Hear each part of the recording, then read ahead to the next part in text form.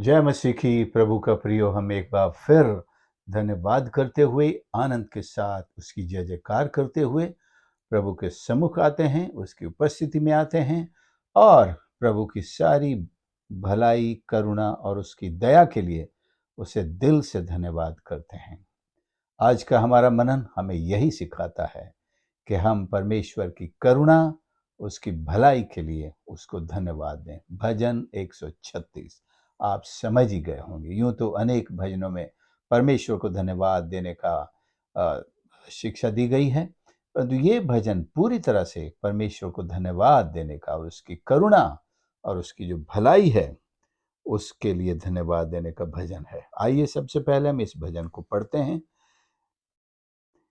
यहोवा का धन्यवाद करो क्योंकि वो भला है, जो उसकी करुणा सदा की है। जो ईश्वरों का परमेश्वर है उसका धन्यवाद करो, उसकी करुणा सदा की है। जो प्रभुओं का प्रभु है उसका धन्यवाद करो, उसकी करुणा सदा की है। उसको छोड़कर कोई बड़े बड़े आश्चर्य कर्म नहीं करता, उसकी करुणा सदा की है। उसने अपनी बुद्धि से आकाश बनाया, उसकी करुणा सदा की है। उसने पृथ्वी को जल के ऊपर फैलाया है, उसकी करुणा सदा की है। उसने बड़ी बड़ी ज्योतियां बनाई, उसकी करुणा सदा की है। दिन पर प्रभुता करने के लिए सूर्य को बनाया, उसकी करुणा सदा की है। और रात पर प्रभुता करने के लिए चंद्रमा और तारागण को बनाया, उसकी करुणा सदा की है। उसने मिस्रियों के पहलोठों को मारा, उसकी करुणा सदा की है। और उसके उनके बीच से इसराइलियों को निकाला, उसकी करुणा सदा की है। बलवंत हाथ और बढ़ाई हुई भुजा से निकाल लाया, उसकी करुणा सदा की है। उसने लाल सागर को खंड खंड कर दिया, उसकी करुणा सदा की है। और इसराइल को उनके बीच से पार कर दिया, उसकी करुणा सदा की है। और फिरौन को सेना समेत लाल समुद्र में डाल दिया, उसकी करुणा सदा की है। वह अपनी प्रजा को जंगल में ले चला, उसकी करुणा सदा की है। उसने बड़े बड़े राजा मारे, उसकी करुणा सदा की है। उसने प्रतापी राजाओं को भी मारा, उसकी करुणा सदा की है। एमोरियों के राजा सीहोन को, उसकी करुणा सदा की है। और बाशान के राजा ओग को घात किया, उसकी करुणा सदा की है। और उनके देश को भाग होने के लिए उसकी करुणा सदा की है। अपने दास इसराइलियों का भाग होने के लिए दे दिया, उसकी करुणा सदा की है। उसने हमारी दुर्दशा में हमारी सुधि ली, उसकी करुणा सदा की है। और हमको शत्रुओं से छुड़ाया है, उसकी करुणा सदा की है। वह सब प्राणियों को आहार देता है, उसकी करुणा सदा की है। स्वर्ग के परमेश्वर का धन्यवाद करो, उसकी करुणा सदा की है, उसकी करुणा सदा की है। गिनती लगाया मैंने इस फ्रेज का, इस वाक्य का। पूरे 26 आयतों में 26 बार ये पद दोहराया गया है। और क्योंकि वो भला है, क्योंकि वो भला है, वो ज्यादा नहीं है, पर उसकी करुणा सदा की है। इसको जो टाइटल दिया गया है वो धन्यवाद का भजन है। लेकिन मैंने जो एक दूसरा टाइटल इसको दिया है वो है गॉड्स लव बियॉन्ड लिमिट्स। परमेश्वर का प्रेम सीमाओं से पार। किसी भी सीमा में परमेश्वर का प्रेम नहीं बनता। ये भजन परमेश्वर के प्रेम का एक उदाहरण है। आप सोचते होंगे, परमेश्वर ने इन लोगों को नाश किया, सत्यानाश किया, राजाओं को भी, मिस्रियों को भी, और क्या क्या, सीहोन के राजा, कनान के सारे राजाओं। सोचते होंगे हमारा परमेश्वर लोगों को मारता क्यों है। अभी मैं आपको समझाऊंगा ये किसको मारता है। तो आप भी ये बात सुनकर जरूर कांप जाएंगे। ये परमेश्वर जो है ये मारने वाला नहीं है, लेकिन जो उसकी संतान के बीच में आते हैं, जो परमेश्वर के प्रियों को रोकते हैं, उनका सामना करते हैं, चाहे वो लाल सागर हो, चाहे वो प्रकृति हो, चाहे वो राजा हो, कितने भी सामर्थी हो, परमेश्वर उनको परमेश्वर के लोगों से, अपने लोगों के मार्ग से हटा देता है। ये बात है। इस भजन को 4 भागों में आप बांट कर पढ़ सकते हैं। 4 से 9, 10 से 15, 16 से 22 और 23 से 25। तो 4 से 9 में हम यहाँ अगर इसे देखें, बड़े बड़े आश्चर्य के भी है, और उसकी अपनी बुद्धि से आकाश बनाया। ये दिखाता है परमेश्वर में सृष्टि के निर्माण की ताकत है। परमेश्वर सृष्टि की रचना करता है। यह हमें वापस उत्पत्ति में ले जाता है कि जब परमेश्वर ने स्वर्ग और पृथ्वी की रचना की और पृथ्वी पर सब कुछ, सारी भरपूरी को उसने तैयार किया और फिर मनुष्य को बनाकर उस पर अधिकार करने के लिए दे दिए। तो परमेश्वर में यह सामर्थ्य है कि वो आज भी सृष्टि का निर्माण करता है। 10 से 15 पदों में हम आए तो यहाँ उनके अपने लोगों को मिस्र की बंधुआई से छुड़ाने का, मतलब छुड़ाने वाला परमेश्वर, a god who delivers his people from slavery. ये एक गीत गाया गया है परमेश्वर के दास के द्वारा कि परमेश्वर छुड़ाने वाला परमेश्वर है। उसका प्रेम देखिए, उसने अपने लोगों को मिस्र की गुलामी से छुड़ा लिया जब उन्होंने उसे पुकारा। तो ये भी एक धन्यवाद के रूप में उसकी करुणा देखिए कैसी है। वो अपने लोगों को भूलता नहीं है। परमेश्वर की करुणा ये बताती है कि परमेश्वर अपने लोगों को भूलता नहीं है। और आप 16 से 22 में चलकर देखेंगे तो उसने प्रतापी राजाओं को मारा, कनान के राजाओं को मारा, और जंगल में से निकालकर, तो सेना के लाल सागर से निकाल कर लाया और प्रतापी राजाओं को भी मारा। एमोरियों के राजा, बाशान के राजा। क्यों मारा भाई? क्योंकि इन्होंने परमेश्वर के पुत्रों का रास्ता रोका। उनको जो परमेश्वर ने प्रतिज्ञा का देश दिया उसमें जाने से रोका, उसमें निवास करने से रोका, अपनी मिरास को हासिल करने से रोका। अगर आपकी मिरास को कोई प्राप्त करने से रोकता है तो परमेश्वर उसका सामना करता है। आप किसी बात की चिंता न करें। अगर आपकी आशीषों को कोई रोक रहा है, अगर आपकी तरक्की को कोई रोक रहा है, अगर आपकी प्रोग्रेस को कोई रोक रहा है, अगर आपके अपनी ही आशीषों में प्रवेश करने में रुकावट बना हुआ है, परमेश्वर उन सब को इसी तरह मार्ग से हटाएगा, वो कितने भी प्रतापी क्यों ना हो। उस दिन तक ये महाप्रतापी राजा कहलाते थे। कनान का बड़ा बोलबाला था। मिस्र के समान ही कनान भी दुनिया में बड़े ताकतवर राजाओं का देश था। लेकिन जब परमेश्वर के लोगों को उसने ये देश तो पहले से ही दिया था और वो लेकर आया, उसको कब्जे में करने के लिए जब समीप में लाया, तो इन सब लोगों ने एक के बाद एक, वो कईयों ने मिल करके परमेश्वर के लोगों का सामना किया। और उससे पहले हम पढ़ते हैं, एक राजा ने तो बिलाम बालक को बुला करके, बिलाम को बुलाकर बालक ने उनको श्राप देने का भी कोशिश किया। परमेश्वर अपने लोगों की रक्षा करना जानता है, वो भूलता नहीं है उनको। इसलिए परमेश्वर के लोग उसकी करुणा को गा रहे हैं। कहां से लेकर के परमेश्वर करुणा करता चला आ रहा है, करुणा करता ही चला आ रहा है। और आखिर में देखें तो 23 से 25 में हम, उसने अपने लोगों को भोजन दिया। 23 से 25 में आप पाएंगे, हमारी दुर्दशा में हमारी सुधि ली और हमको शत्रुओं से छुड़ाया, सब प्राणियों को आहार देता है। स्वर्ग के परमेश्वर का धन्यवाद करो। आहार देने वाला, शत्रुओं से छुड़ाने वाला और सुधि लेने वाला परमेश्वर है। हो सकता है दुनिया में हमारी सुधि लेने वाला कोई ना हो, आपको कोई ना पूछ रहा हो, लेकिन निराश होने की आवश्यकता नहीं। बहुत सारे लोग इसीलिए बड़े निराश हो जाते हैं, और कई तो आत्महत्या करने की बात सोचते हैं कि मुझे कोई पूछता ही नहीं, मेरा कोई नहीं है। लेकिन हम इतनी बड़ी बात भूल जाते हैं कि दुनिया सारी हमको हमेशा पूछने के लिए वहां नहीं होती है, लेकिन परमेश्वर न कभी छोड़ता है न कभी त्यागता है। ये सच्चाई हम कभी ना भूलें कि हमारा परमेश्वर सदैव हमारे साथ है।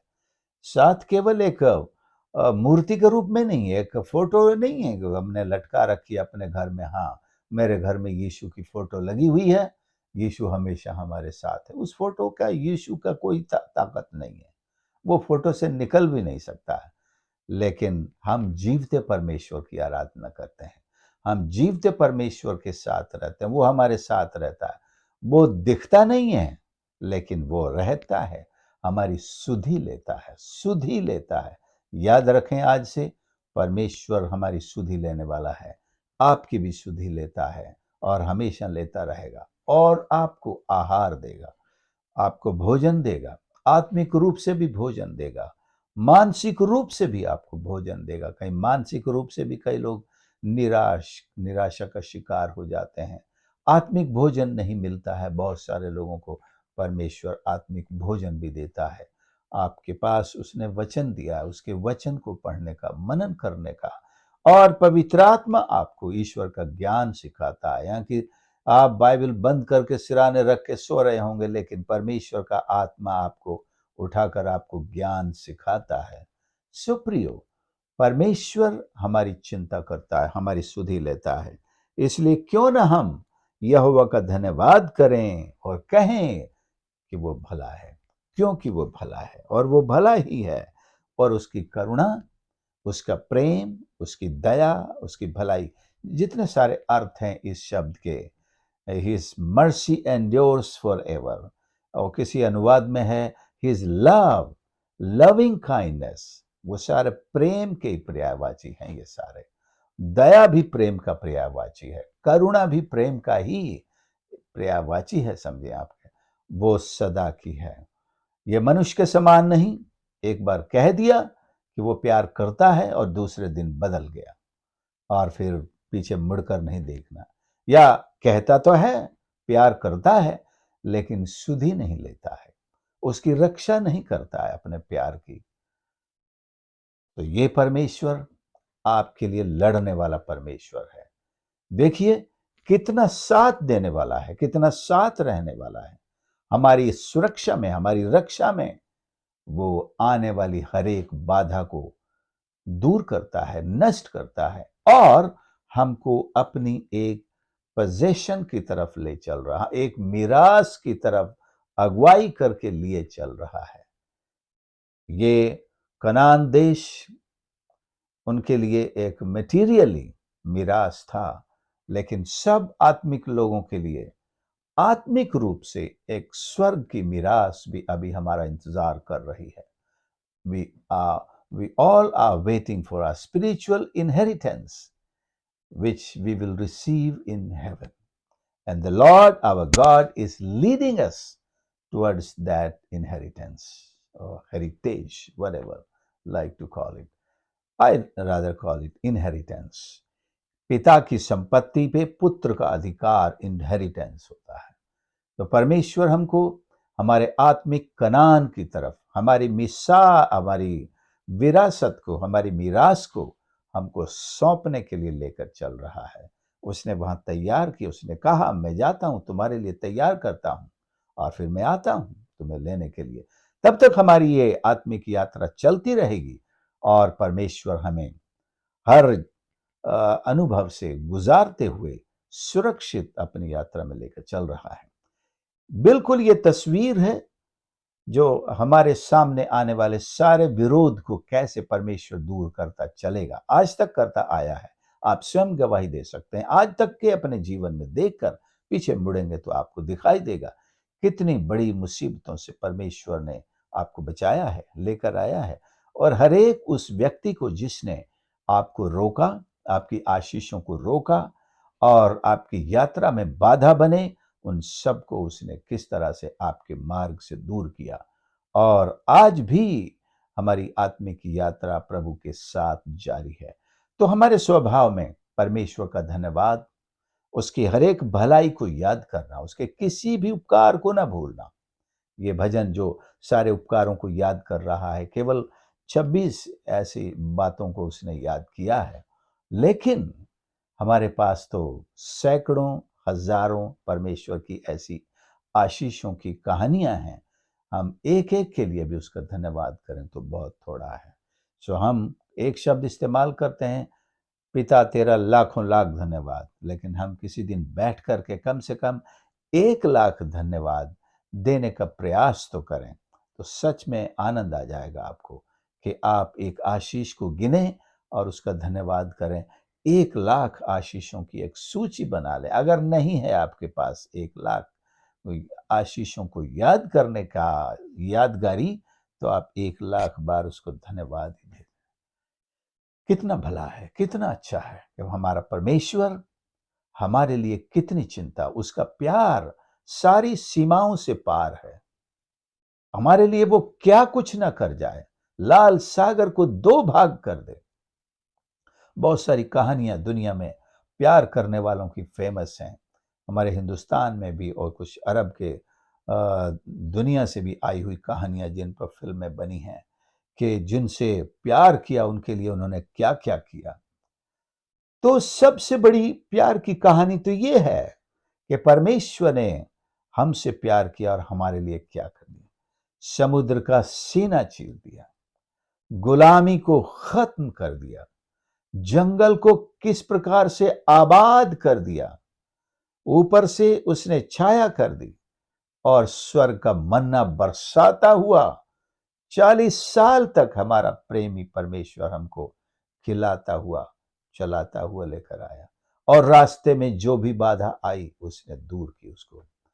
पानी की कमी को चट्टान में से निकाल करके पिला। Best water out of the rock, it was the best water. आगे बढ़िए, आपको उत्तम से उत्तम भोजन भी उसने स्वर्ग का भोजन दिया। ऐसा प्रेमी मिलेगा? मनुष्यों में तो मिलना मुश्किल है, और मनुष्य बेचारे सीमित हैं। इसलिए मैंने कहा कि बियॉन्ड लिमिट्स, है ना। इसलिए मैंने कहा मनुष्य बेचारे सीमित हो जाते हैं। हमारी सीमा है, हम कितना खर्च कर सकते हैं, कितनी कुर्बानी दे सकते हैं, अपनी से परे जा सकते हैं, लेकिन फिर भी नाकाफी है। लेकिन परमेश्वर के लिए, हमारे लिए जो इतनी बड़ी बड़ी उसने कुर्बानियां दी हैं, बड़े बड़े काम उसने किए हैं, उसका प्यार हर सीमा से पार है। परमेश्वर का धन्यवाद हो। हम परमेश्वर को सच में इस भजनकार के साथ मिलकर उसी के शब्दों में ही धन्यवाद दें। यहोवा का धन्यवाद करें क्योंकि वो भला है, उसकी करुणा सदा की है। परमेश्वर भला है और उसकी करुणा सदा की है। आइए हम प्रार्थना करें। प्यारे प्रभु, मेरे परमेश्वर, मैं धन्यवाद करता हूं आपकी करुणा के लिए, आपकी भलाई के लिए, आपके महान प्यार के लिए, और आपके उन सारे कार्यों के लिए जो हमारी रक्षा के लिए, हमारी सलामती के लिए और हमारी आत्मिक यात्रा को सुरक्षित गंतव्य तक ले चलने के लिए आपने जो किया है। धन्यवाद। आपका प्यार सचमुच में सारी सीमाओं से पार है। आप जिनसे प्यार करते हैं उनके लिए प्रभु जी सब कुछ करते हैं, सब कुछ करते हैं। ये दुनिया जिसमें फेल हो जाती है, आप फेल नहीं होते, आपका प्यार फेल नहीं होता है। योर लव नेवर फेल्स, ये अटल है परमेश्वर। हम प्रभु अपने कार्यों से कमजोर पड़ जाते हैं, अपनी विश्वास योग्यता में ढीले पड़ जाते हैं, पीछे रह जाते हैं, लेकिन आप कभी भी अपने विश्वास योग्यता से पीछे नहीं हटते हैं। हम धन्यवाद धन्यवाद धन्यवाद देते हैं। हमें सच में प्रभु धन्यवाद करना सिखाइए, क्योंकि तू भला परमेश्वर है। तू हमारे लिए केवल भलाइयां ही उत्पन्न करता आया है। आज भी आपके हाथों में हमारे जीवन के लिए भलाइयों की भरपूरी है। प्रभु, मेरी विशेष दुआ हर एक सुनने वाले के लिए, उनके परिवार के लिए, उनके बच्चों के लिए, प्रियों के लिए। परमेश्वर, हम सब मिलकर आपको धन्यवाद देते हैं। परमेश्वर, इसी तरह आप आज भी सृष्टिकर्ता, निर्माण करने वाले परमेश्वर हैं, और प्रभु सारे शत्रुओं को हराकर हमें अपनी उस मीरास में पहुंचाने वाले परमेश्वर हैं। खुदावंद, आपका धन्यवाद हो। आपके हाथ में हमारे जीवन के लिए प्रतिदिन आहार है प्रभु जी। रोज की रोटी आप हमें दान करते हैं, रोज की रोटी आप हमें देते हैं। प्रभु, हम धन्यवाद करते हैं। सबको आशीष कर प्रभु जी, अपनी महिमा और सेवा में इस्तेमाल कर। खुदावंद, आपकी ये भलाई हम सब के ऊपर प्रकट हो। आपका ये प्यार इसी तरह हम सब के ऊपर प्रकट होता रहे।